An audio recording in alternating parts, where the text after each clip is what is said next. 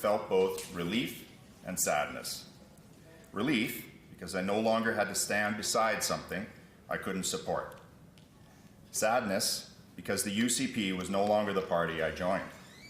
It wasn't the party Albertans elected.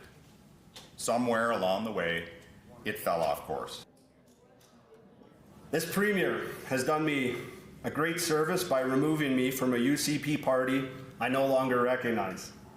This new hostile version of the UCP is not the party of Lougheed or even Ralph Klein, not even close.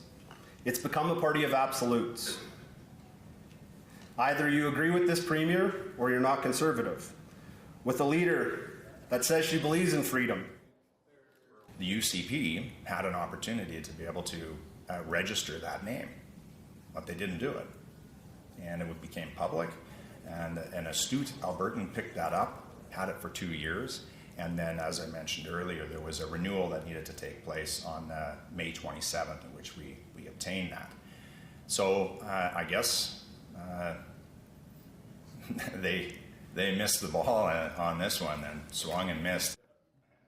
The other day when the Premier answered a question on it, she said not to confuse UCP voters, but I would say she's the Premier. Danielle Smith has been the one who's been confusing Conservatives in this province. A lot of the reckless policies and separation and referendum, none of these are things that we ran on, and I think that's this confusion that she's talking about. Well, that's part of the reason we're standing here today, because I think a lot of Albertans have been wondering what happened to the party that they signed up for. So. But I think the biggest risk to an NDP victory is to not have choice, because Albertans will reject the UCP, at least in my opinion, for the same reason that they voted for change back in 2015. That's to get rid of that misconduct and entitlement.